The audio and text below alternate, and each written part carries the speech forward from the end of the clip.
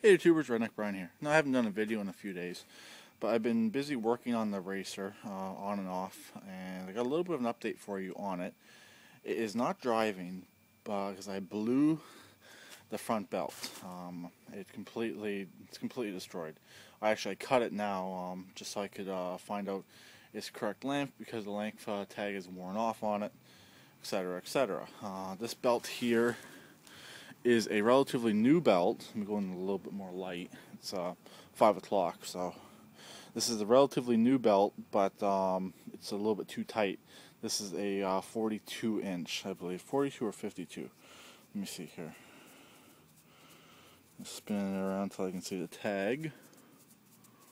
This one will work on it, but it will not work in high range. It just makes it jump too hard.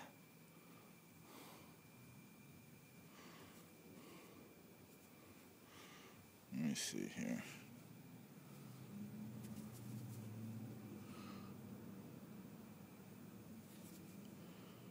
This is, this one's a 52 inch. Sorry.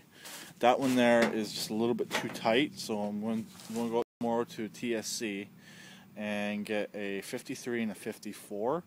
Then I'm working on making up my own little idler pulley just for neutral.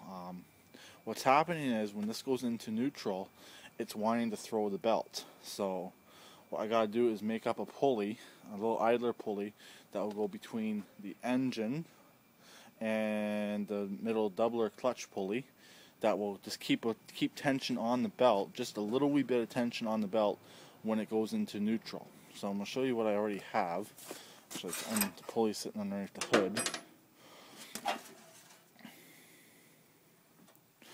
Right there. This is the pulley I got right here.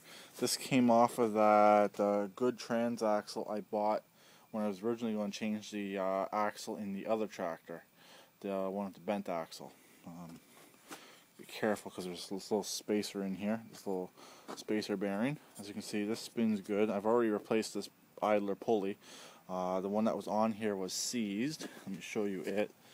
Put this down on the tire. This is my little scrap pile. Oh, that's already frozen to it. Wow. It's approximately -4 out here. This is the old one right here that was on that little bracket right there. This one is completely seized up. It moves a little tiny. Or sorry, it's not completely seized, but it's pretty well seized. It moves a little wee bit, nowhere near enough to spin. So this whole bracketry came off that extra transaxle I have from my MTD. Here, it's sitting down there. That transaxle is worth a little bit of money because they're kind of hard to come by right now. Because a lot of people just junk them. So, but this spins. I'm going to try to spin it up for you. As you see, it spins real good. And this is just the bracket from there. Basically, this bracket does exactly the same thing as the pulley down in the middle there, which you can't see because it's too dark. And that's basically what this bracket did on the other transaxle. So there's this little piece under there that I figured I can mount this to, but it's having a difficulty. I gotta find a long enough bolt because this has to be spaced out a little wee bit, and I gotta get a long enough bolt, and not too long, not too short, of course. And I have to space it out, or I'm going to have to go out and get a long bolt. Has to be at least 3-inch long, all thread. So hopefully if I can find something like that at TSC also tomorrow, I'll pick it up. It has to be all thread because I gotta be able to bolt it in up at the top, by the top of it, and then I have to be able to bolt this onto it. We have a couple washers in between it, mainly a washer on this back side right here, where the little piece sticks through. This other side already has a kind of a washer on it. So basically I gotta do that. I gotta do either or, and then I gotta do a spring setup that will hold this in the right position, that it will just put tension on this, a little wee bit of tension on this when that goes into neutral. That's basically only time I need it, or basically when that brake pedal gets pushed down, that puts a little tiny bit of tension on this, not enough to spin the transmission or anything, just enough tension on this that will hold it. and will basically allow me to shift it into high range gear and basically let off on the clutch and without it throwing the belt. So that's what I'm working on. You might be asking, my belt was working. This thing was working relatively good. Yes, it was. What actually happened was my belt got stretched, and my back belt was pretty bad to begin with. It was the belt off of the other MTD. So that belt was getting pretty bad, and the other day I was driving this, and it completely split. Got frayed and it snapped, the rear belt. So I got one on there that's good right now, but it threw off the gear ratio a little wee bit, but not enough that it's severely thrown off, but it's enough that I have to change up the front belt a little wee bit, which was worn out anyways from this thing throwing the belt so many times from me letting off on the brake way too fast. So, and I do have an extra rear belt as well. It is this one right here. This is an extra one for the rear, and it's exactly the same size as the one that's on the rear of this. So if I ever do need an extra one for the rear, I have it, and I believe it's a 42 inch belt on the rear, and it's going to be either a 53 or 54 on the front.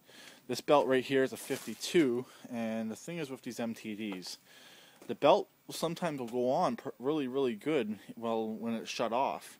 It's because of that clutch pulley, but as soon as you start it up, then it gets tight, because the pulley basically will spin it in and make it tight like a clutch will. So if you guys know MTDs, you'll know what I mean.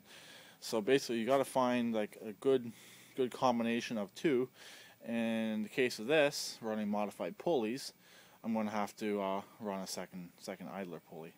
So that's what I'm hopefully, weather permitting, I'm going to work on that tomorrow. This thing's still running perfectly. I don't have keys on me right now to start it. Also, I don't want that pulley stuck under the hood to go flying. So that's pretty much it. And one more little update. I got this piece all bolted back on. You probably can just see the shininess of the bolts.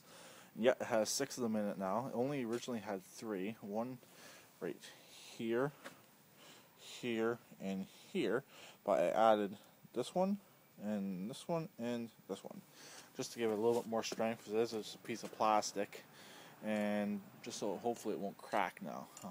It's been JB welded actually, and JB weld, yes, it will work on plastic. Works pretty good on plastic. So that's pretty much it. That's what I've been working on the last couple days.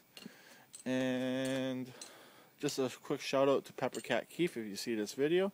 Where are you, buddy? I sent him a message, but he hasn't uploaded in a few days. So hopefully you're all right, and if you're not on before Christmas, hopefully you have a good Christmas.